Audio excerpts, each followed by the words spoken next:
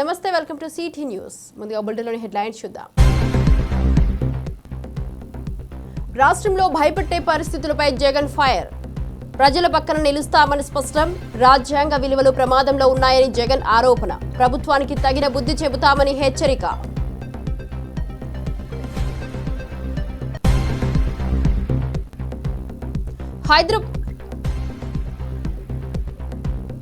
హైదరాబాద్ను పరిశ్రమల హబ్గా మార్చబోతున్నామన్న రేవంత్. యువతకు ఉద్యోగాల కోసం పరిశ్రమల ప్రణాళికలు, పారిశ్రామిక అభివృద్ధితో తెలంగాణకు ఉజ్వలత. ఆర్థిక వ్యవస్థను బలోపేతం చేయనున్న రేవంత్. మల్లన్న సాగర్ నీటి విడుదలపై బీఆర్ఎస్ ఆగ్రహం. నీరు లేకపోతే భారీ ఆందోళన చేస్తామని హెచ్చరిక. రైతులపై ప్రభుత్వం నిర్లక్ష్యం చేస్తున్నదన్న విమర్శ. ప్రతాప్ రెడ్డి డిమాండ్తో కేసు మళ్లీ హీట్.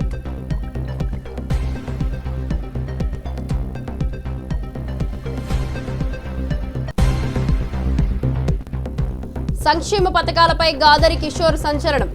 సామేల్ పథకాలను సమర్థించిన తుంగతుర్తి ఎమ్మెల్యే కిషోర్ వ్యాఖ్యలు రాష్ట్ర వ్యాప్తంగా చర్చనీయాంశం. ప్రజాపక్ష పథకాలపై ప్రజలకు భరోసా.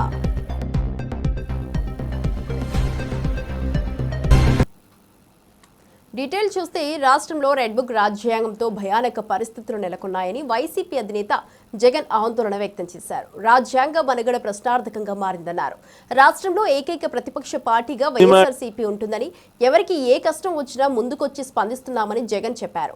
ప్రజల సమస్యలపై వైఎస్ఆర్సీపీ యాక్టివ్గా స్పందిస్తూ ప్రభుత్వంపై ఒత్తిడి పెంచుతుందని పేర్కొన్నారు.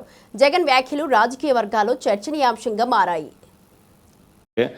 సెన్సార్ బోర్డులో దానికి ఎందుకు పర్మిషన్ ఇవ్వాలా? డైలాగులు తీసేయండి. ఇంకా బాలకృష్ణ సినిమాలు, ఆ పవన్ కళ్యాణ్ సినిమాలు చూస్తే ఇంకా పెద్ద పెద్ద డైలాగులు కనిపిస్తాయి.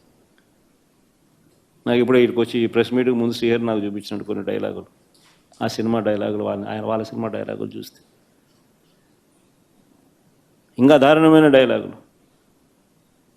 నీకు డైలాగులు నచ్చకపోతే సెన్సార్లు తీసేయండి. సెన్సార్ బోర్డు ఎందుకు పర్మిషన్? సెన్సార్ బోర్డు ఉండేది ఎందుకు? అంతేగాని ఆ సినిమా డైలాగులు, సినిమా వచ్చిన తర్వాత, రిలీజ్ అయిన తర్వాత ఆ సినిమా డైలాగులు, ఆ సినిమాలో మంచి పాటలు ఉంటే ఆ మంచి పాటలు అవన్నీ న్యాచురల్గా ప్రసిద్ధి చెందుతాయి.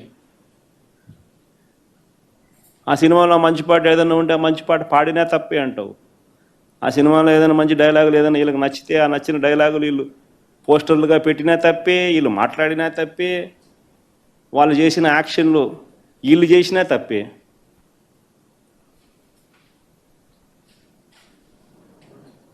వాళ్ళు ఇలా అన్నా తప్పే, వాళ్ళు ఇలా అన్నా తప్పే. ఎందుకు మరి సినిమాలు ఎందుకు తీస్తున్నారు స్వామి? మీరు ఆపేసేయండి, మూసేయండి. ప్రజాస్వామ్యంలో ఉన్నామా లేదా అన్నది నిజంగా ఆలోచన చేసుకోవాలి మనం అంతా. ఇలాగొచ్చే నష్టపోయింది. అదే సినిమా డైలాగులు రాసుకున్నాడు, పాట పాడితే పాడినాడు, డైలాగులు కొట్టినాడు. వీళ్ళకి వచ్చే నష్టం ఏంది అంటాను నేను. గుమ్మడికాయలు దొంగంటే భుజాలు తడుముకున్నట్టుగా ప్రతిదీ కూడా వాళ్ళు ఏమన్నా కానీ నిన్నే అన్నట్టుగా నువ్వెందుకు బాధపడతా ఉండవు?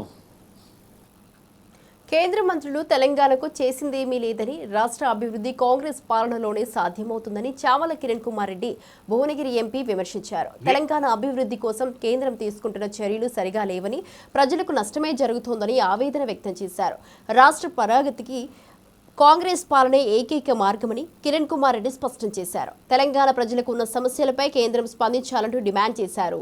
ప్రధానమంత్రి బొమ్మనే తిప్పుదాం, తెలంగాణ ప్రజలకు మీరు కలిస్తేనే ఈ మెట్రో జరిగింది అన్న విషయం చెప్దాం. RRR రీజనల్ రింగ్ రోడ్ ఈరోజు లైఫ్ లైన్ తెలంగాణకు, మనం అర్బనైజేషన్ కావడానికి. రామచంద్రరావు గారు, మీరు కొత్తగా అధ్యక్షులు అయ్యారు కాబట్టి మీరు కూడా RRR కోసం పోరాటం చేయండి. గతంలో ఉన్న మీ కిషన్ రెడ్డి గారు కానీ, బండి సంజయ్ గారు కానీ ఇప్పుడు వాళ్ళ అధ్యక్షులుగా చేసి ఇప్పుడు భారతదేశంలో ఉన్నటువంటి ప్రభుత్వంలో ఈరోజు సెంట్రల్ గవర్నమెంట్లో 2 మంత్రులుగా ఉండి కూడా ఏం చేయలేకపోయారు. వాళ్ళు చేయలేదనే ఇప్పటిదాకా బీజేపీ పార్టీ బలోపేతం కాలేకపోయింది. ఇక్కడ నేను ఒకటే మీకు ఛాలెంజ్ చేస్తున్నా, మీరు కనుక మీ హయాంలో కన్స్ట్రక్టివ్గా ఈ రాష్ట్ర అభివృద్ధి కోసం మీరు పోరాటం చేసినట్టయితే మీరు చరిత్రలో నిలిచిపోతారు. అంతే తప్ప గత మీ అధ్యక్షుల మాదిరిగా మాటలకే పరిమితం అయిపోయి బయట మాటలు లోపల సెట్టింగులు చేసుకుంటే బీఆర్ఎస్ పార్టీ తోటి మీరు చేసుకున్నట్టు చేసుకొని అటు వాళ్ళు విస్మరించారు 10 ఏళ్ల పాలనల నీళ్లు నిధులు నియామకాలను, ఇటు మీరు సెంట్రల్ గవర్నమెంట్ నుండి కూడా రాష్ట్రానికి ఏం చేయలేదని చెప్తున్నా. మీరు నిజంగా సెంట్రల్ గవర్నమెంట్ లో కూర్చొని రాష్ట్రం మంచిగా చేయాలనుకుంటే 100 వాళ్ళు చేసేటువంటి 7 లక్షల పైచిలకు కోట్ల అప్పును అరికట్టే వాళ్ళు ఫస్ట్. ఒక రాష్ట్రాన్ని దోసుకొని పోతుంటే కూడా నిమ్మకు నీరెత్తినట్టు మీ ఢిల్లీలో మీ దగ్గర అన్ని ఏజెన్సీస్ ఉండి కూడా దాన్ని నియంత్రణ చేయలేదు. ఎన్ని కంప్లైంట్లు మేము పెట్టినా ఇవాళ మళ్ళీ మీరు అధ్యక్షునికి వచ్చి ఇవాటి నుంచి మీరు వచ్చి రాష్ట్ర వ్యాప్తంగా తిరిగి రాష్ట్రంలో ఉన్నటువంటి విశాఖ మెడ్టెక్ జోన్కు ముఖ్యమంత్రి చంద్రబాబు కొత్త రూపం తీసుకొచ్చారని వైద్య ఆరోగ్య శాఖ మంత్రి సత్యకుమార్ ప్రశంసించారు. విశాఖ గీతం మెడికల్ ఇన్స్టిట్యూట్లో ఎమర్జెన్సీ డిపార్ట్మెంట్, ఆధునిక ఆపరేషన్ థియేటర్లను ప్రారంభించారు. గీతం మెడికల్ అత్యాధునిక వైద్య సదుపాయాలు అందిస్తోందని సత్యకుమార్ కితాబిచ్చారు.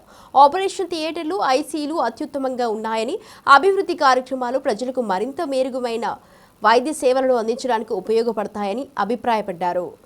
ఎక్కడ సమస్య ఉందో దాన్ని స్టిమ్యులేట్ చేయడం ద్వారా రోగికి ఒక స్వాంతన కల్పించే, అప్పటికప్పుడే 20 నిమిషాల్లో స్వాంతన కల్పించే విధంగా కూడా అత్యాధునికమైన state of the art diagnostic equipment ని హాస్పిటల్లో సమకూర్చి ప్రజలకి ఒక నాణ్యమైన వైద్య సేవలు అందించాలా, ఆరోగ్య వ్యవస్థను పటిష్టం చేయాలి అని ప్రభుత్వం చంద్రబాబు నాయుడు గారి నాయకత్వంలో చేస్తున్న చర్యలకి ప్రైవేటు రంగం కూడా తోడ్పాటు అందిస్తే ఒక ఆరోగ్య ఆంధ్రప్రదేశ్ ను నిర్మాణం చేయడానికి అవకాశం ఉంటుంది. మెడ్టెక్ జోన్ ని ఒక కొత్త రూపాన్ని చంద్రబాబు నాయుడు గారు గతంలో ఇచ్చారు. మెడ్టెక్ జోన్ లో చాలా డయాగ్నోస్టిక్ ఎక్విప్మెంట్ ఉన్నాయి, చాలా వరకు ఎక్స్పోర్ట్స్ కూడా అవుతున్నాయి. గతంలో ఇంపోర్ట్ చేసుకునే స్థితి నుంచి వాళ్ళ ఎక్స్పోర్ట్ చేసే స్థితికి వచ్చాం, మరింత పటిష్టపరుస్తుంది.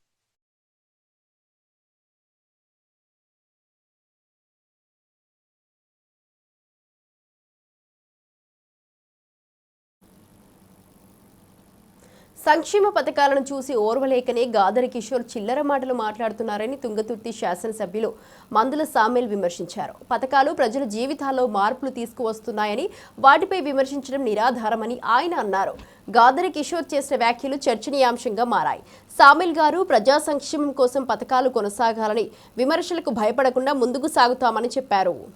అందుకోసమనే మీ బ్రోకరిజం, మీ చిల్లరేశాలు, మీ చిల్లర లెక్కలు రేవంత్ రెడ్డి గారి దగ్గర నడువాయని కూడా హెచ్చరిస్తా ఉన్నాం. తుంగతుర్తి ప్రజలు ఎందుకు మేము ఓడగొట్టారు? ఎందుకు ఓడగొట్టారు? ఇవాళ వెలుగంజయ్య ఎందుకు చనిపోయాడు? సమాధానం చెప్పాలి. వెలుగంజయ్య ఎందుకు చనిపోయాడు? ఎట్లా చనిపోయాడు? దానికి సమాధానం చెప్పాలి. అరచకాలు, మాట్లాడితే దాడులు, ఇదేనా సంస్కృతి? మీరు చేసిన పని అందుకే కదా. ఇసుక తీసుకుపోతున్న చిరకుడు దగ్గర మహిళల మీద లారీలు ఎక్కించారు. నేనిచ్చిన మాట ప్రకారం ఎన్నికల సందర్భంగా నేను చెప్పడం జరిగింది. అడ్డగూడూరు నుంచి లక్ష్మీనగర్ దాకా మీరు వేసిన రోడ్డు ఏతుందో రిజల్ట్ వచ్చిన వెంటనే, కాంగ్రెస్ పార్టీ గెలిచిన వెంటనే అక్కడ పోయి రోడ్డు దువ్వేస్తారని చెప్పినా నీవు నీ మోహన్ రావు గారు మంచి నొక్కోరు. మొత్తం దువ్వేసిన చూసుకోపోరి, అడిగి ఒకసారి కూర్చొని రాపోరి. ఆనాడు కూడా చెప్పిన నేను మూసీ నదిలో ఉన్నా, వంగమడి బిడిజోతలో ఉన్నా సిల్ట్ ఏతుందో గవర్నమెంట్ తీసుకోపోతారు మాకు అభ్యంతరం లేదని చెప్పినా ఇప్పుడు కూడా మాట కట్టుబడి ఉన్నా నేను. అందుకోసమనే ఇవాళ నేను మీరు వదిలిపెట్టిపోయినా చెక్ డ్యామ్లన్నిటి కూడా కంప్లీట్ చేస్తే ఇవాళ దాని మీద లక్ష్మీ కాలువ, ధర్మారం, అటు కొడమర్తి, అటు మాసిడిపల్లి, ఆ పల్లెలన్నీ కూడా ఇవాళ నారు పోసుకొని వ్యవసాయం కోసం ప్రయత్నం చేస్తా ఉన్నారు. బీసీ బిల్లు కోసం ఆర్డినెన్స్లు, జీవోలు, కమిషన్లు కాకుండా మళ్లీ సక్రమంగా కులగణన చేసి చట్టబద్ధం చేయాలని వకులాభరణం కృష్ణమోహన్ పేర్కొన్నారు. బీసీలకు 42% రిజర్వేషన్లు చట్టబద్ధంగా అమలు చేసే వరకు రేవంత్ రెడ్డిని విడిచిపెట్టబోమని స్పష్టం చేశారు. బీసీల హక్కుల కోసం చట్టబద్ధ మార్గంలో పోరాటం చేయాలని, ప్రభుత్వం తక్షణమే స్పందించాలని కోరారు. ఆయన వ్యాఖ్యలు బీసీ వర్గాల్లో చర్చనీయాంశంగా మారాయి. ఇందిరా పార్క్ ఉద్యమాల సాక్షిగా ఇవాళ ఈ రాష్ట్ర ప్రభుత్వాన్ని కోరుతున్నాం. ఇవాళ మనం ఈ 42% రిజర్వేషన్లు అనేటువంటి ఉద్యమాన్ని నిర్మించడం ద్వారా చాలా విషయాలు నేర్చుకున్నాం. ఒక అగ్రవర్ణ ప్రభుత్వం అధికారంలో ఉంటే, బీసీలకు మేలు చేయలేనటువంటి ప్రభుత్వం అధికారంలో ఉంటే ఏం జరుగుతుందో ఇవన్నీ రేవంత్ రెడ్డి గారు స్వయంగా తన పాలనలో చూపిస్తున్నాడు. పైకేదో నోటి ద్వారా ఇదిగో మీకు రిజర్వేషన్లు, మహా కష్టపడతానా, నేను దేశానికే మోడల్ అని చెప్పి రేవంత్ రెడ్డి గారి ప్రభుత్వం చెప్పుకుంటాను. నువ్వు రోల్ మోడల్ ప్రభుత్వం అయితే, నువ్వు దేశానికి మార్గదర్శకమైనటువంటి ప్రభుత్వం అయితే, ఈ 19 నెలల నుండి ఏం నువ్వు చేసే తమాషా, ఒక్క పద్ధతి కూడా చక్కగా చేయకుండా మమ్మల్ని నువ్వు ఇబ్బంది పెడుతున్నావు. నేను అడుగుతున్నా రాహుల్ గాంధీ గారు, ఈ రాష్ట్రంలో నువ్వు చాలా శాస్త్రీయంగా గణన చేసినని చెప్తున్నావు. మరి శాస్త్రీయంగా గణన చేసి మా అందరి లెక్కలు నీ దగ్గర ఉన్నాక ఎవరికి రాజకీయ అధికారం రాలేదో, ఎవరికి విద్యా ఉద్యోగ రంగాల్లో ప్రాతినిధ్యం రాలేదో నీ దగ్గర లెక్కలు ఉన్నాక నువ్వు ఎందుకయ్యా నీ బిల్లులను నువ్వు లోకసభలో రాజ్యసభలో కొట్లాడి రాష్ట్రపతి గారితో ఒప్పించలేకపోతున్నావు. నువ్వు శాస్త్రీయంగా చేసినావు కదా, బీసీల కోసం నీ కాంగ్రెస్ పార్టీ కట్టుబడి ఉన్నది కదా, నీ రేవంత్ రెడ్డి గారి యొక్క పాలన చాలా గొప్పగా జరుగుతున్నది కదా, కోసం ఈ 42% అమలు చేయడం లేదు. ఇక నేను పద్ధతుల జోలికి, ఇక చట్టాల జోలికి, మనకు కావాల్సిన 40 నువ్వు ఇస్తావా? ఇక మందిపో, నేను శాతరాపతి దిగిపో. ఢిల్లీలో తెలుగు రాష్ట్రాల సీఎంల సమావేశంపై కేంద్రం చూపిన చొరవను సిపిఐ నారాయణ శుభసూచకంగా అభివర్ణించారు. ఉమ్మడి రాష్ట్రంలోనూ నదీ జలాల సమస్యలు ఉన్నాయని, వాటిని పరిష్కరించుకోవడం మంచిదని అన్నారు. నీటిని సమర్థవంతంగా పంపిణీ చేయడంపై దృష్టి పెట్టడం కీలకమని, ప్రాజెక్టుల గురించి మాట్లాడితే నష్టం జరిగే అవకాశం ఉందని నారాయణ సూచించారు. నీటి వనరుల సమర్థ వినియోగంపై చర్చలు జరగాలని, కేంద్రం చొరవను సత్కరించాలని కోరారు. రాష్ట్రం విడిపోయిన తర్వాత సహజంగా ఏ రాష్ట్రం ఆ రాష్ట్రానికి పట్టుదల వస్తుంది. అలాంటప్పుడు కేంద్రం చొరవ చూపించి ఏదో న్యాయబద్ధమో దాని ప్రకారం పరిష్కారం చేయడం మంచిది. ఇప్పటికైనా కేంద్ర ప్రభుత్వం అలాంటి లైన్ తీసుకున్నందుకు ఇద్దరు ముఖ్యమంత్రులు కూడా అంగీకరించేందుకు, ఎందుకంటే గతంలో కొంతమంది అంగీకరించేవాడు కాదు, ముఖ్యమంత్రులు ఇద్దరు అంగీకరించారు, వచ్చి మాట్లాడుకోవడం మంచిది. అయితే మా సలహా ఏంటంటే, ముందర నీటి పంపిణీ పరిష్కారం కాకుండా ప్రాజెక్టుల గురించి మాట్లాడితే నష్టం వస్తుంది. ఇది మిగులు జలాలు నిజమే సముద్రంలో పోవడం అన్యాయమే. మరి మిగులు జలాలు ఎంత పోతా ఉన్నాయో లెక్కేసుకొని దానిలో ఎంత భాగం వాళ్ళు వాడుకోవాలో, ఎంత భాగం ఈ రాష్ట్రం వాడుకోవాలో అది పరిష్కారం చేయడం మంచిది. అది నీటి వాటా పరిష్కారం కాకుండా మన ప్రాజెక్టు మేము కట్టుకుంటాం, మళ్ళీ అనుమతి తెచ్చుకుంటామంటే మళ్ళీ ఇదే వివాదం మొదలవుతుంది. మొదట జల వివాదాన్ని పరిష్కారం చేసుకోవాలి. ఎవరెన్ని మిగిలిన జలాలు వాడుకోవాలో ఒక అవగాహన రావాలి. సినీ నటి ప్రణీత తిరుమల శ్రీవారిని దర్శించుకున్నారు. బుధవారం వీఐపీ ప్రారంభ విరామ దర్శన సమయంలో ఆమె భర్త కుమారుడితో కలిసి స్వామివారి సేవలో పాల్గొన్నారు. దర్శన అనంతరం రంగనాయకుల మండపంలో పండితులు ఆమెకు ఆశీర్వచనం చేసి స్వామివారి తీర్థ ప్రసాదాలను అందజేశారు. అత్తారింటికి దారేది, రభస, పాండవులు తుమ్మెద, బ్రహ్మోత్సవం, హలో గురు, ప్రేమ కోసమే వంటి చిత్రాలు ప్రణీతకు మంచి గుర్తింపు తెచ్చాయి.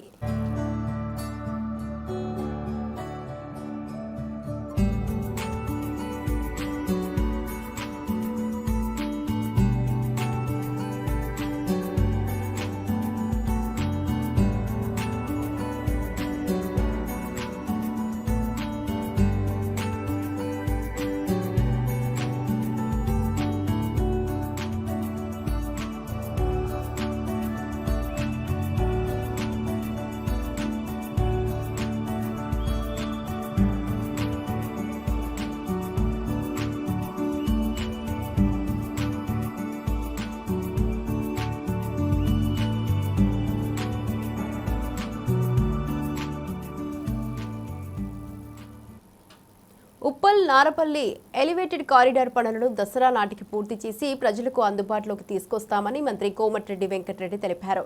స్థానిక ఎమ్మెల్యే బండారు లక్ష్మారెడ్డి అధికారులతో కలిసి పనులను పరిశీలించారు. 2017లో ప్రారంభమైన ఈ వంతెన నిర్మాణం మధ్యలో ఆగిపోవడంతో వాహనదారులు ఇబ్బందులు ఎదుర్కొంటున్నారు. గాయత్రి సంస్థ పనులను పూర్తి చేయలేకపోవడంతో మరో సంస్థకు అప్పగించారు.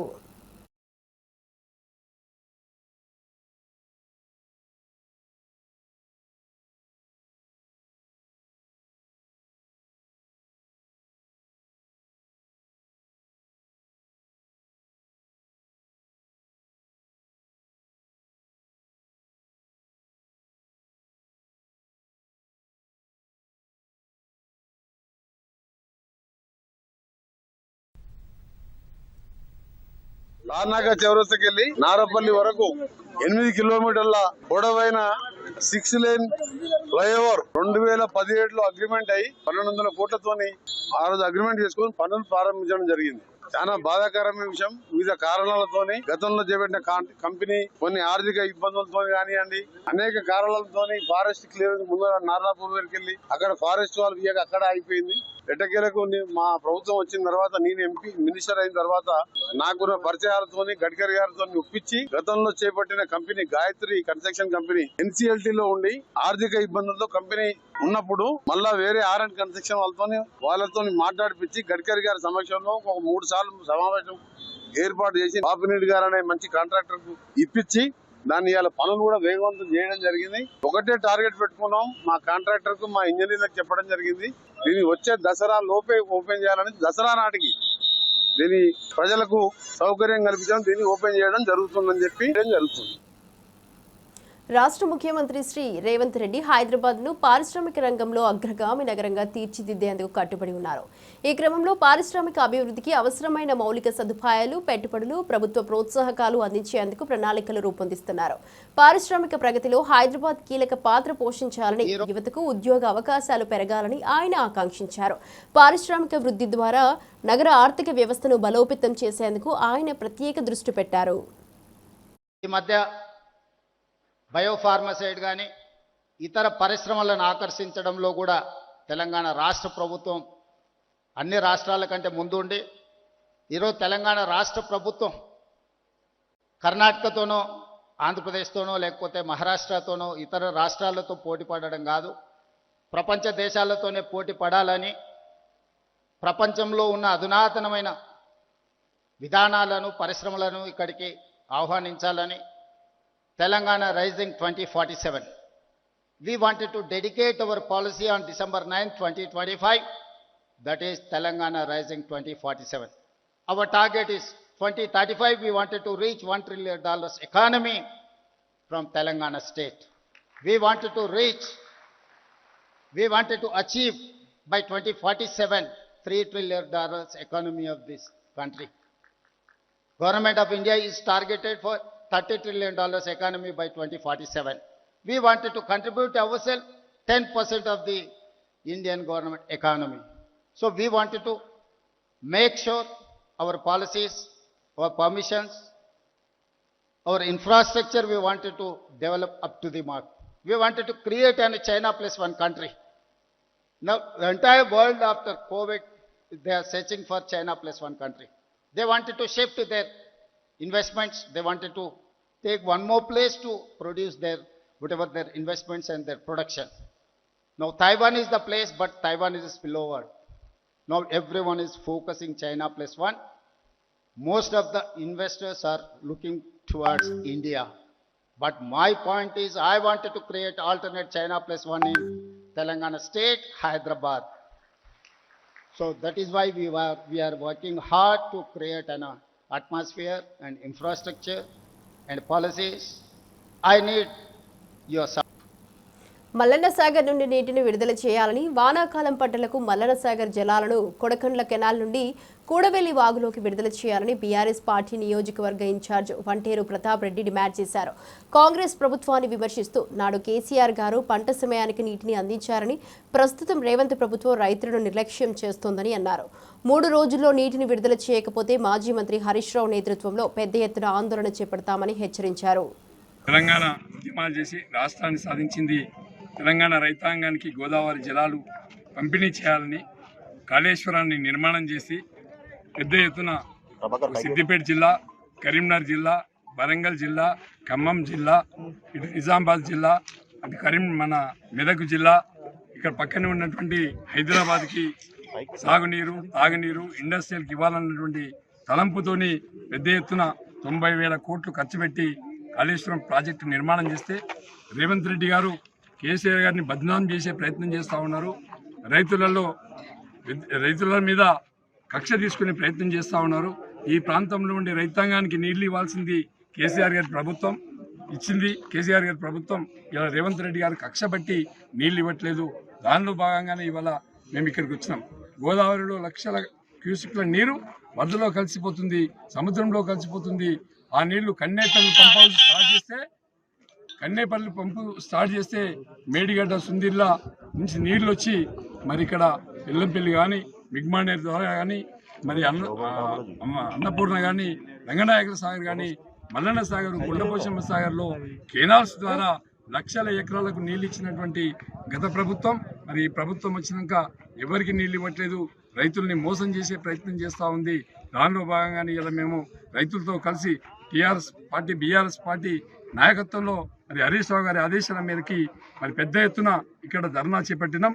మరి భవిష్యత్తులో కూడా మరి 2-3 రోజులలో ప్రభుత్వం వెంటనే స్పందించకుంటే మేము హరీష్ రావు గారి నాయకత్వంలో మల్లన్న సాగర్ గేట్లు ఓపెన్ చేస్తాం.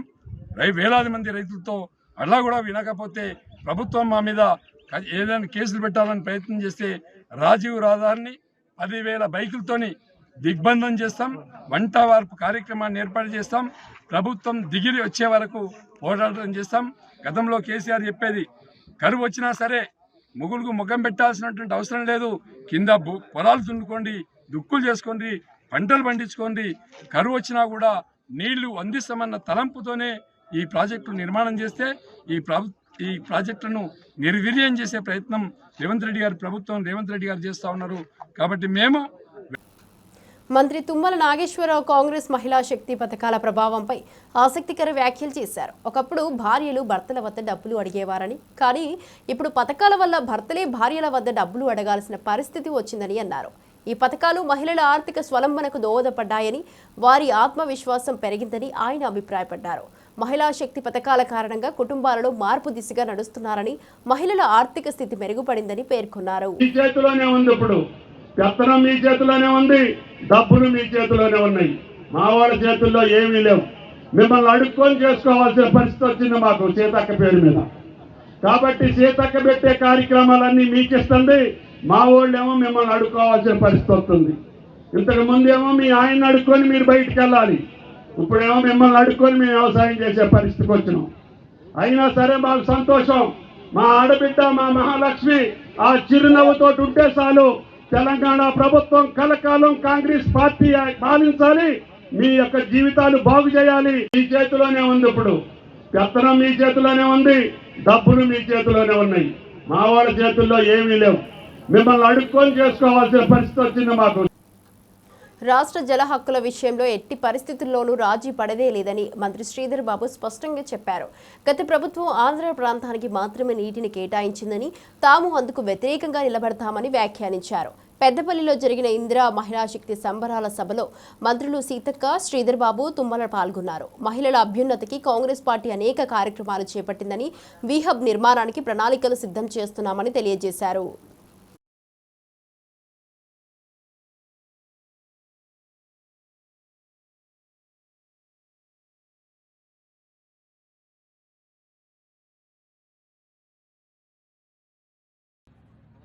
పది సంవత్సరాల నుంచి ఆంధ్ర ప్రాంతాలకు నీరు అందియాలని ఆలోచన చేసిన ఆనాడున్న ముఖ్యమంత్రి గారు, ఆనాడున్న టీఆర్ఎస్ ప్రభుత్వం ఈరోజు వారు ఏది చేయనట్టు మాట్లాడుతూ ఉన్నారు.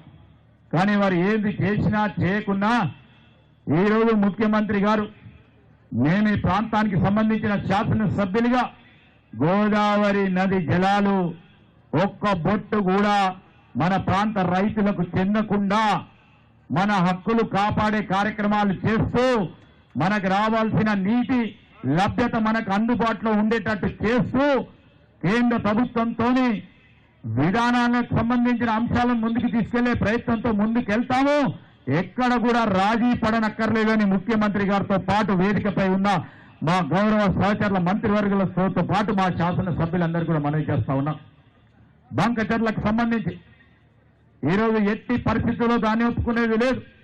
మనకు నీటికి సంబంధించి, నీటి అంశాలకు సంబంధించి, గోదావరి నది జలాలకు సంబంధించి ఈరోజు మన వాటా ఏ విధంగా ఉండాలో అంతవరకు వాటాని తప్పకుండా తీసుకుంటాం. ఈ ప్రాంతానికి సంబంధించిన నీరు ఇక్కడ అందిన తర్వాత మరి ఇతర ప్రాంతాలకు పోవటమో లేదో కేంద్ర ప్రభుత్వం నిర్ణయం. ఈరోజు మనం వారు చేసినట్టు కాళేశ్వరం ప్రాజెక్ట్ ఏమో ఈడ కడతారు, ఇతర ప్రాంతాలకు పోవడానికి మాకేమి ఇబ్బంది లేదు. కానీ కాళేశ్వరం పరిసరాల ప్రాంతాలకు సంబంధించి ఈరోజు అటున్న మంత్రి కానీ, ఇక్కడున్న పెద్దపల్లి కానీ, పక్కనున్న రామగుండం కానీ ఎక్కడ కూడా ఒక నీటి బొట్టు కూడా ఇవ్వకుండా కాళేశ్వరం ప్రాజెక్టు 1,00,000 కోట్ల రూపాయలతో కట్టి వారు ఎక్కడికి తీసుకెళ్లే కార్యక్రమం చేసిండ్రో చూసి, కూలిపోయిన డ్యాంలకు సంబంధించి ఈరోజు గొప్పగా మాట్లాడుతూ ఉన్న ప్రాంతాలకు పోవటమో లేదో కేంద్ర ప్రభుత్వం నిర్ణయం. ఈరోజు మనం వారు చేసినట్టు కాళేశ్వరం ప్రాజెక్ట్ ఏమో ఈడ కడతారు, ఇతర ప్రాంతాలకు పోవడానికి మాకేం ఇబ్బంది లేదు. కానీ కాళేశ్వరం పరిసరాల ప్రాంతాలకు సంబంధించి ఈరోజు అటున్న మంత్రి కానీ, ఇక్కడున్న పెద్దపల్లి కానీ, పక్కన ఉన్న రామగుండం కానీ ఎక్కడ కూడా ఒక నీటి బొట్టు కూడా ఇవ్వకుండా కాళేశ్వరం ప్రాజెక్టు 1,00,000 కోట్ల రూపాయలతో కట్టి వారు ఎక్కడికి తీసుకెళ్లే కార్యక్రమం. ఇవి ఇప్పటివరకు బులెటిన్ అప్డేట్ చూస్తూనే ఉండండి సిటీ న్యూస్.